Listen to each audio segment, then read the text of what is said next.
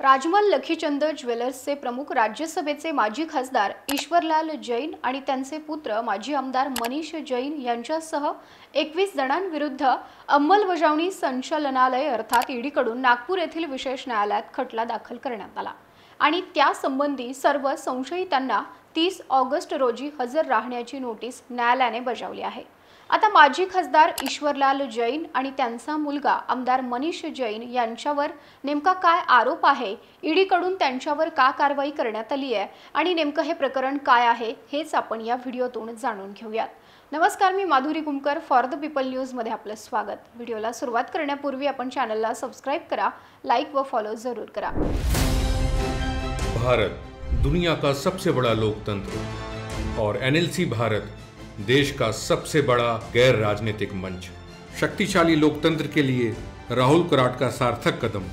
मुंबई में हुआ ऐतिहासिक प्रथम राष्ट्रीय विधायक सम्मेलन।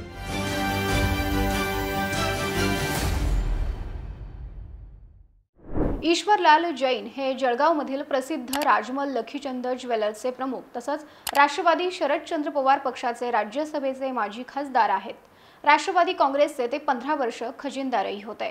त्यांचे पुत्र मनीष जैन हे महाराष्ट्राचे विधान परिषदेचे माजी आमदार राहिले आहेत आणि राजमल लखीचंद ज्वेलर्सचे ते संचालकही आहेत। राजमल लखीचंद ज्वेलर्सच्या मुंबई, जळगाव, नाशिक आणि ठाणे या ठिकाणी अधिकृत 13 शाखा आहेत।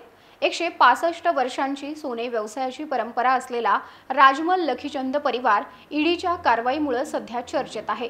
गेल्या वर्षी 17 ऑगस्टला मुंबई, नागपूर, संभाजीनगर येथून ईडी पथकाच्या 10 गाड्या एकाच वेळी जळगाव जिल्ह्यात दाखल झाल्या। दोन्ही खात्याच्या सुमारे 20 अधिकाऱ्यांकडून ही छापेमारी करण्यात आली। एकाच वेळी राजमल लखीचंद समूहाच्या 13 अधिकृत तसंच निवासी परिसराच्या ठिकाणांवर शोध मोहीम राबविली होती।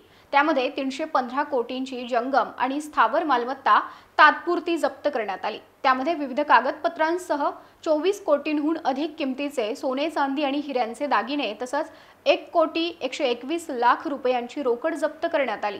ईडीच्या पथकाने जळगावमधील या राजमल लखीचंद समूहाच्या ठिकाणांवर धाड टाकत राजमल लखीचंद समूहाचे प्रमुख तसंच शरद पवार यांचे खास सहकारी राहिलेल्या त्यांच्या पक्षाचे माजी खासदार ईश्वरलाल जैन आणि त्यांचा मुलगा आमदार मनीष जैन यांच्यावर कारवाई केली।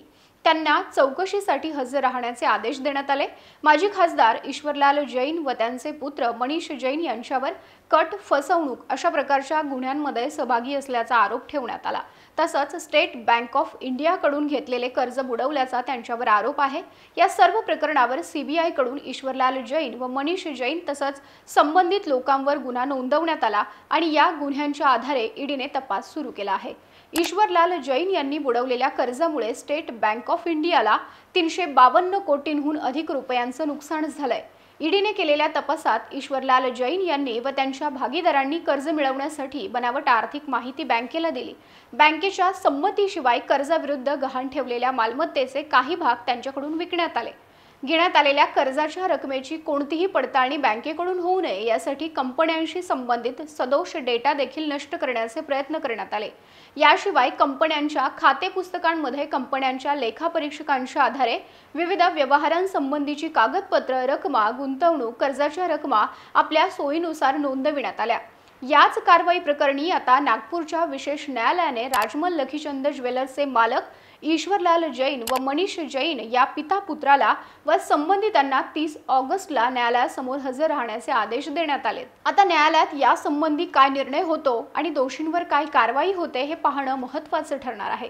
या संबंधी तुम्हाला काय वाटतं ते व्हिडिओच्या खालील कमेंट बॉक्समध्ये लिहा आणि व्हिडिओ आवडल्यास लाईक करा। असेच नवनवीन व्हिडिओ पाहण्यासाठी आमच्या चॅनलला YouTube, Facebook व Instagram वर सबस्क्राइब, लाईक व फॉलो करायला विसरू नका।